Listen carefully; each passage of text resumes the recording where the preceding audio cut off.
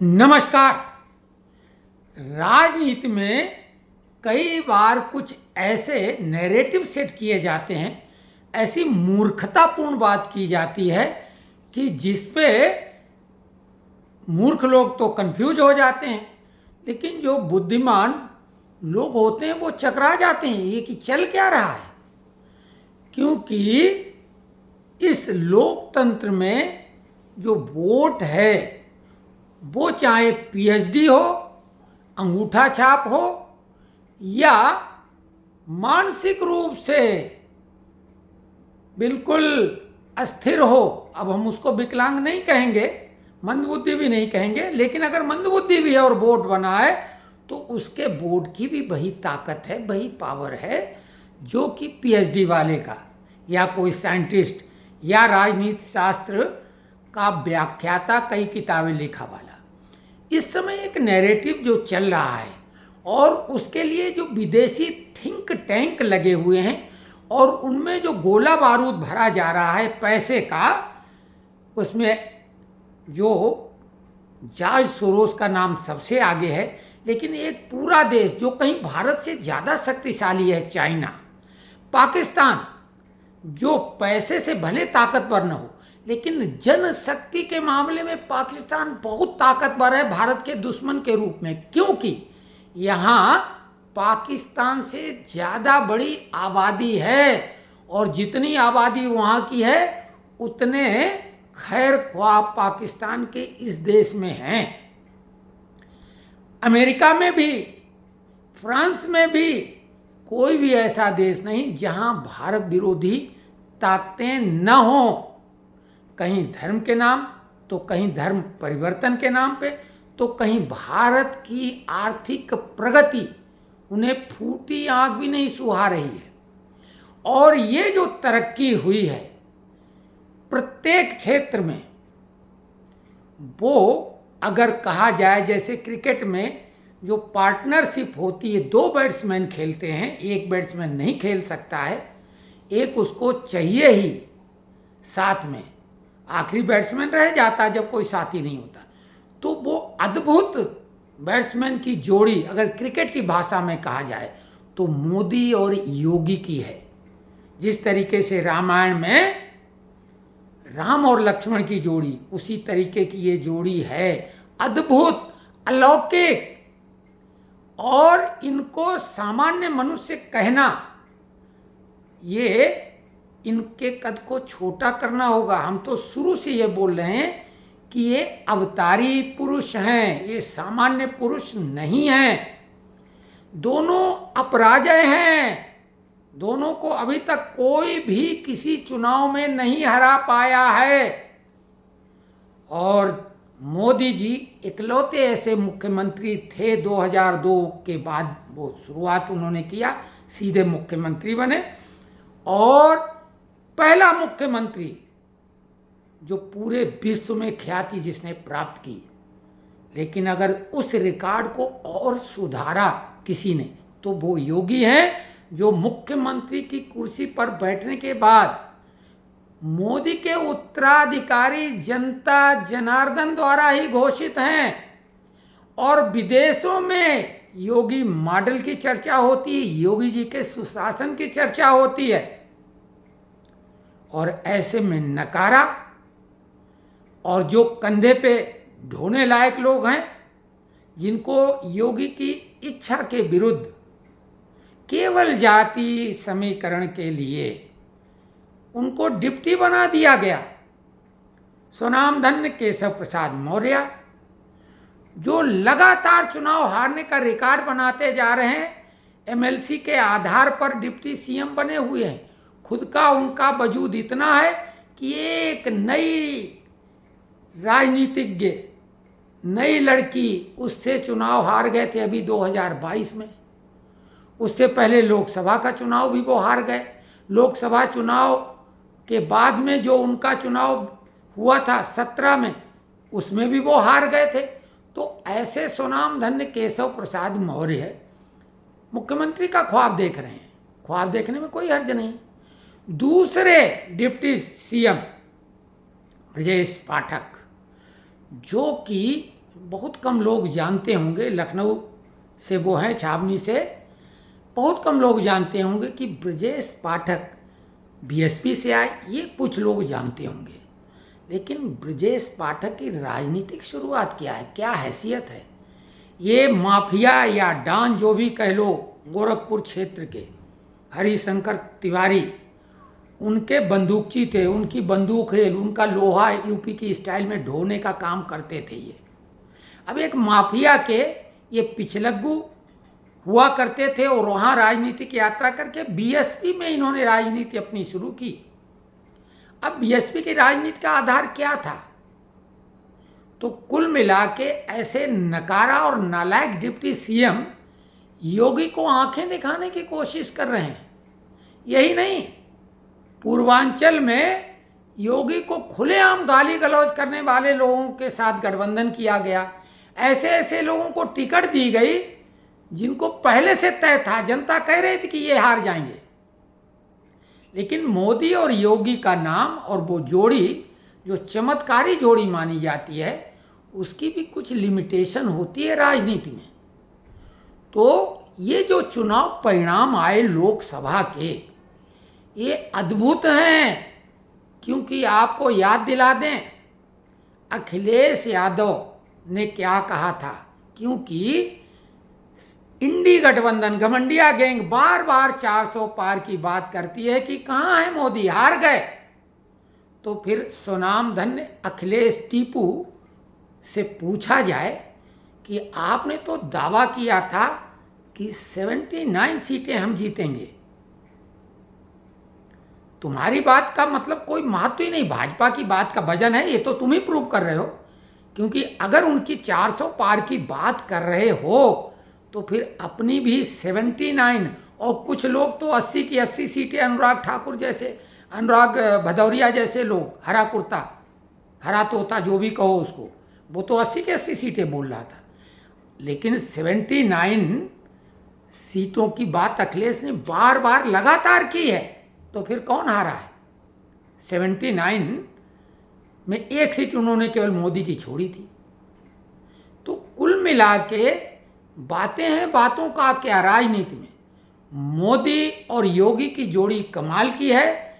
और ये चुनाव पूरी दुनिया भारत के खिलाफ इस चुनाव को हराने पर धन और अपने एजेंडा और एनजीओ और यहाँ के जो जयचंद हैं उनको कैसे साधा, और वो अपनी तरफ से बिल्कुल दृढ़ निश्चय बना के रहे थे कि मोदी को हटा के रहेंगे। जॉर्ज सोरोस ने चैलेंज किया था, जो कि कई देशों की सरकार गिरा चुका है।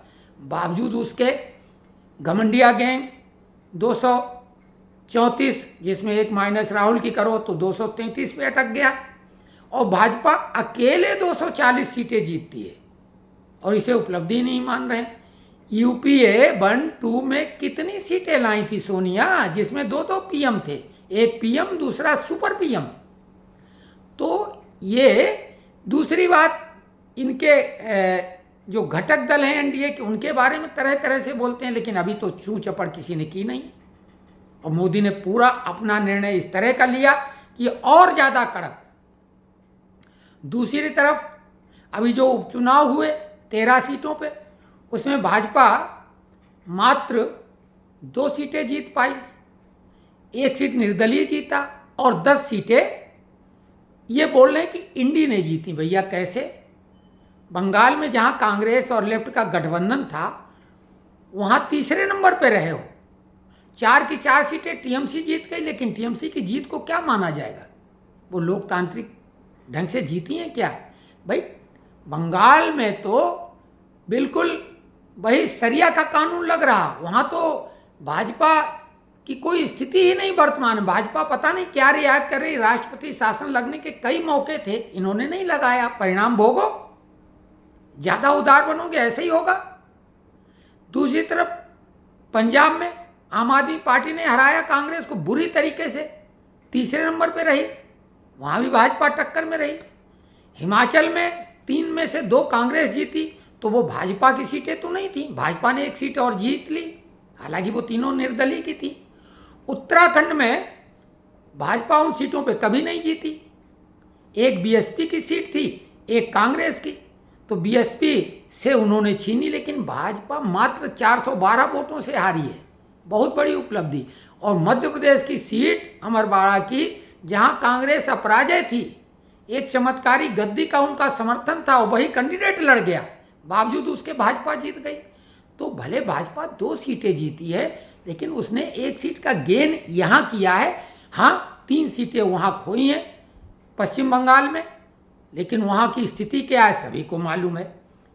योगी की स्थिति है कि योगी स्टाइल में हेमंता बिश्व शर्मा सक्सेस, और योगी की नकल बाकी भाजपा वाले करने की कोशिश करते हैं, और जो करते हैं वो सफल होते हैं।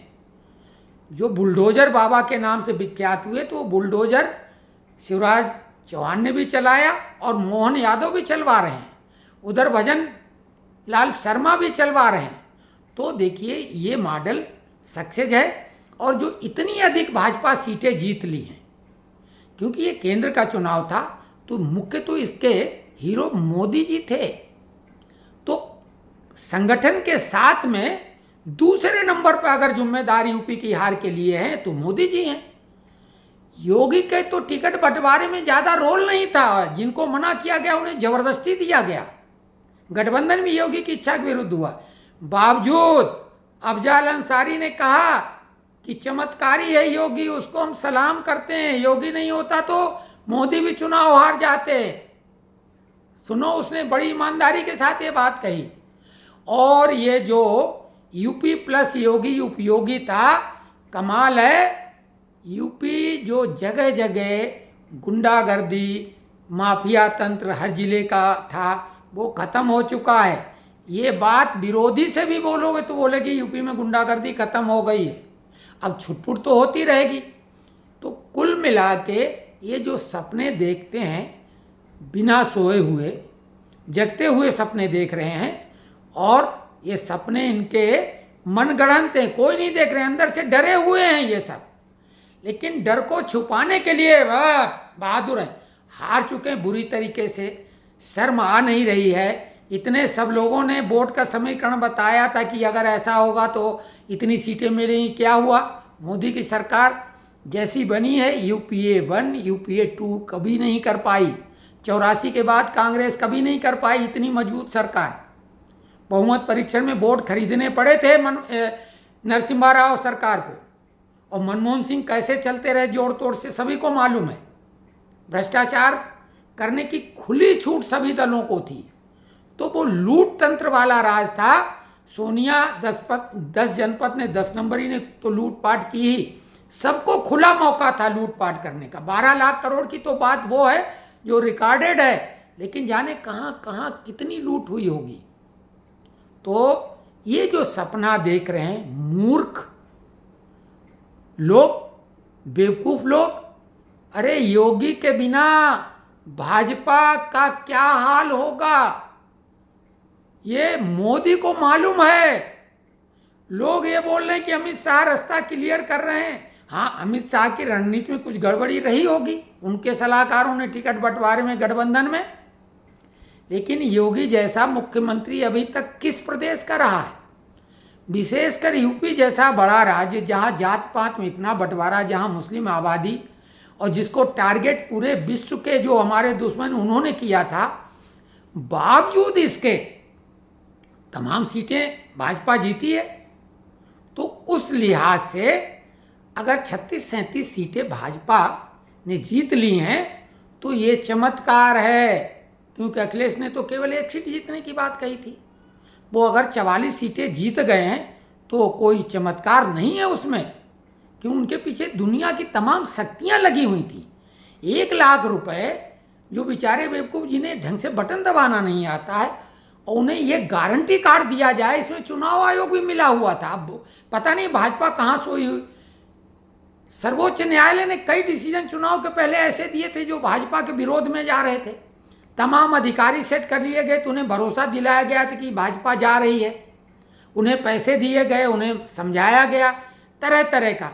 ठाकुरों को अलग से बांट दिया गया, नमक में लोटा रख के कसम खा रहे थे। 1 लाख का इधर पेपर लीक करवाया गया, पेपर लीक का मुद्दा बनाया गया। जो लेखपाल वाला और वो पुलिस वाला। तो कुल मिला कि ये नीट का तो बाद में पेपर लीक हुआ, उधर अग्निवीर के झूठे वीडियो राहुल ने बना के वायरल कराए। तो तमाम बेरोजगारी का मुद्दा जिस ढंग से फर्जी ढंग से उठाया। अब आदमी हर कोई इतना समझदार तो है नहीं, लेकिन योगी के बिना भाजपा का अस्तित्व अब नहीं है। अगर हो योगी के क्या बोलें, योगी की को हटाने की मुख्यमंत्री पद से किसी की औकात नहीं है। नोट कर लो, किसी की भी। बिना योगी भाजपा कुछ नहीं। मोदी योगी को माइनस कर दो, भाजपा फिर से चली जाएगी 90 के पहले की, कुछ नहीं बचेगी। ये घमंडिया गैंग की साजिश, पैसे की ताकत, मीडिया सब बिकी हुई है। चुनाव में जातिगत समीकरण किया जाता है। इन मीडिया के हरामखोर लोगों से हम पूछ रहे हैं, क्योंकि हम भी मीडिया ही का काम कर रहे हैं। हमें ये बताओ, ये किस आधार पे कह रहे हो कि इतने प्रतिशत इस जाति ने इसको वोट दिए? अरे तुम ही लोगों ने तो बोला था कि 400 पार हो जाएगी बीजेपी।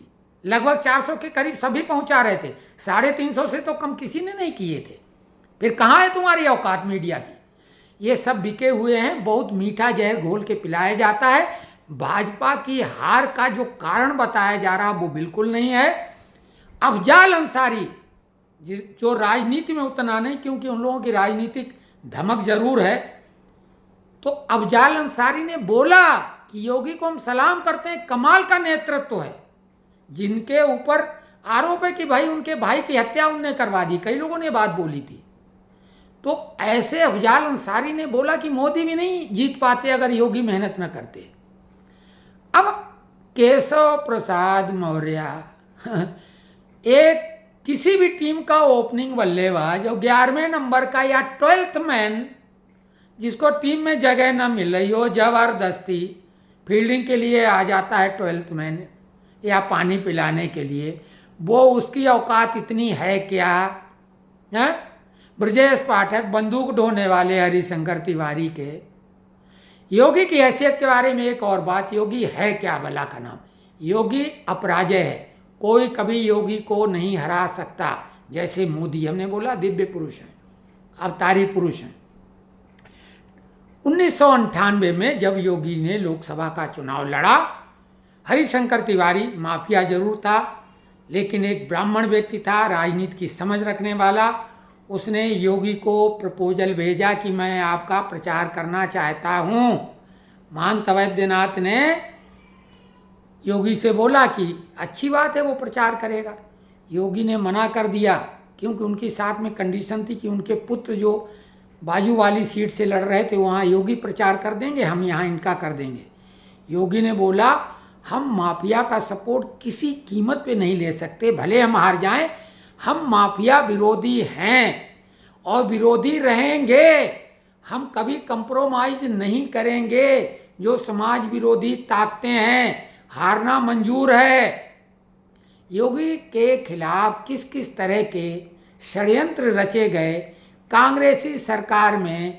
जब साध्वी और कर्नल पुरोहित को मालेगांव ब्लास्ट में फंसाया गया था, तो साध्वी ने खुद बोला कि योगी का नाम भी लेने के लिए कहा गया था।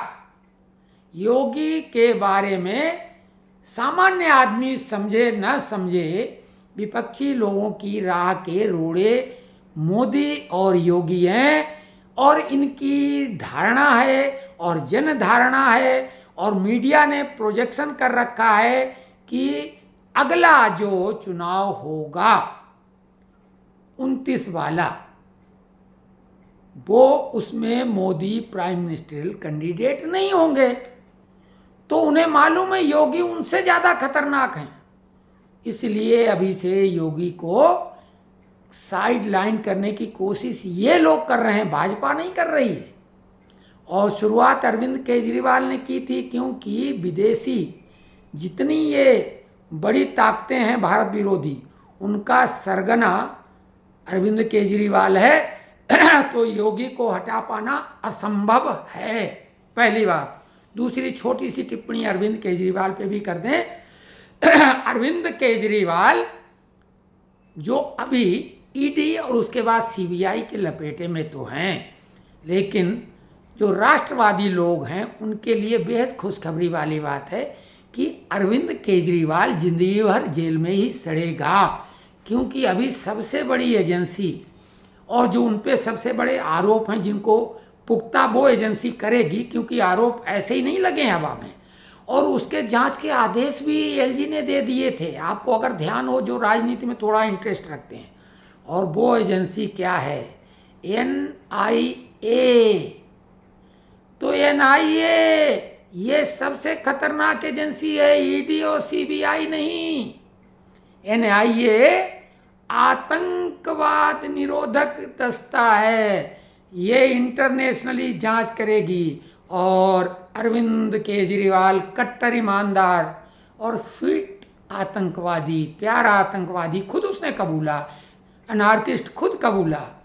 तो एनआईए के फंदे से फिर कैसे बचेंगे? अभी तो पहले सीबीआई से जमानत ले पाएं, सेटिंग कर लो जितनी कर पाना हो। जब एनआईए का शिकंजा कसेगा तो सुप्रीम कोर्ट भी कुछ नहीं कर पाएगा। अभी उसका जो शिकंजा बाकी है, अरविंद केजरीवाल की नियति बन चुकी है कि वो जेल में ही सड़ेंगे। तो ये विश्लेषण वर्तमान राजनीति पर था, क्योंकि योगी को हटाने की जो मुहिम चली है ये घमंडिया गैंग ने चला रखी है। शुरुआत अरविंद केजरीवाल ने की थी, और घमंडिया की राजनीति पूरी केजरीवाल केंद्रित है। फ्री वाली रेवड़ियों के आधार पर केजरीवाल ने जो सफलता अर्जित की थी उसी को आगे राहुल गांधी ने 1 लाख खटाखट के आधार पर आगे बढ़ाया। एजुकेशन लोन माफ, किसान लोन माफ, एमएसपी खटाखट। वो कुल मिला के जो वायदे थे वो अगर टोटल जोड़े जाएं तो भारत का कुल बजट का 2.5 गुना था। वो कोई 99 लाख करोड़ की बात नहीं थी, वो पूरे 100 लाख करोड़ की, यानी 1 करोड़ लाख का वायदा था। और भारत का बजट पिछला 45 लाख करोड़ का मात्र था। तो इस टाइप के भी वायदे करते हैं। सुप्रीम कोर्ट तो बहुत संज्ञान लेता है, चुनाव आयोग बहुत संज्ञान लेता है। मान लिया ये जीत जाए तो ये दे भी सकते हैं पैसा, लेकिन देने का मतलब है कुछ ही महीने में भारत श्रीलंका बन जाएगा, पाकिस्तान से ज़्यादा बुरी स्थिति हो जाएगी, देश दिवालिया हो जाएगा। इन्होंने अपनी तरफ से पूरी कोशिश की और डिक्लेयर भी किया था एलआईसी और एसबीआई को दिवालिया अपनी तरफ से, लेकिन अपने सर्वकालिक श्रेष्ठतम मुनाफा एसबीआई और एलआईसी ने कमाया है। क्या कहा जाए, मूर्खता की हद। लेकिन इन मूर्खों के बहकावे में मत आओ, जनता जनार्दन जागो और अपनी शक्ति को पहचानो। तुम बजरंगबली के भक्त हो, हनुमान चालीसा पढ़ो और याद करो, अपनी शक्ति को पहचानो। योगी ने वही हुंकार लगाई है, बिल्कुल आप घबराओ नहीं। आपने देखा कि किस तरीके से ऑस्ट्रिया में अभी भी मोदी मोदी के नारे गुंजायमान हुए। रसिया ने सर्वोच्च महाशक्ति दुनिया की, उसने अपना नागरिक सम्मान मोदी को दिया। तो मोदी है तो मुमकिन है, और यूपी प्लस योगी अभी उपयोगी है। मोदी के बाद योगी ही आएगा। और जो लोग बोलते हैं कि अभी तो चाय वाले के जलवे से परेशान है, गाय वाले के नाम से रूह बना है। तो कुल मिला के अभी जो कमाई है इन राष्ट्र विरोधी धर्म विशेष की, वो नहीं चिंता करते हैं बेरोजगारी की, क्योंकि आप लोगों ने, जो राष्ट्रवादी लोग हैं, गाय और गोधन को बिल्कुल छुट्टा छोड़ दिया है। आपके लिए उनकी कोई वैल्यू नहीं। लेकिन एक गोधन की कीमत, 1 यूनिट की 1 लाख रुपया है। और जब 1 लाख रुपए का मामला आता है तो सारा प्रशासन तंत्र वैसे ही बिक जाता जैसे इस चुनाव में बिका हुआ था। ध्यान दो। लेकिन गाय वाला आएगा तो फिर ये संभव नहीं होगा। और इसीलिए ये धर्म विशेष के लोग डरे हुए हैं, क्योंकि इनने क्या बोला था जब योगी आए थे कि हमें तो काटने के अलावा कुछ आता ही नहीं है। अब आ रहा है ना, अब काटो अगर दम है तो कुल मिला के योगी से डरने के पीछे, यानी गाय वाले से डरने की वजह ये, चाय वाले से उतने नहीं वो डरे। चाय वाला शरीफ भी ज़्यादा है, वो माहौल के हिसाब से थोड़ा टर्न भी लेते हैं, लेकिन योगी जो बोलेंगे वही करेंगे, किसी भी कीमत पर कंप्रोमाइज नहीं करेंगे। अभी जो मीडिया ने जिस तरह से प्रोजेक्शन किया कि अब बुलडोजर की कार्रवाई रुक गई है, तो श्रीमान जी, सुनने वाले लोगों जान लो, अभी अवैध कॉलोनियाँ जो हैं थोक वाली, उन पे कार्रवाई रुकी है बरसात की वजह से 2 महीने के लिए। माफिया लोगों पर कार्रवाई नहीं रुकी है। ये भ्रांतियाँ फैलाई जा रही और राजनीति के में जो जाति पाति लाई जा रही है, ऐसा नहीं है। राम भक्त सभी धर्मों में, सभी जातियों में है। वो SC ST OBC के रूप में जो बांट के ये भ्रम फैलाया गया, वो खटाखट 1 लाख के चक्कर में हो गया। नहीं तो ऐसा नहीं बोलो। उन सभी लोग, मुलायम सिंह भी जब सिधारे थे, अब वो कहाँ गए ये तो हम नहीं कहेंगे, स्वर्ग गए या नर्क गए, लेकिन उनके नाम के साथ भी टीपू ने राम नाम सत्य के नारे लगाए, उनका भी पिंडदान किया, उनकी भी अस्थियां गंगा में प्रवाहित की गईं, उनका कहीं मकबरा नहीं बना, चंदन की लकड़ियों के साथ जलाया गया, राम नाम सत्य बोला गया। तो ये भ्रम फैला के वाकई में आपको विलग किया जा रहा है। तो ये विश्लेषण कैसा लगा कमेंट्स बॉक्स में लिखें। और ये दावा और चैलेंज है कि ऐसा विश्लेषण और कोई करेगा नहीं, क्योंकि ऐसी हिमाकत भी किसी को नहीं चाहिए।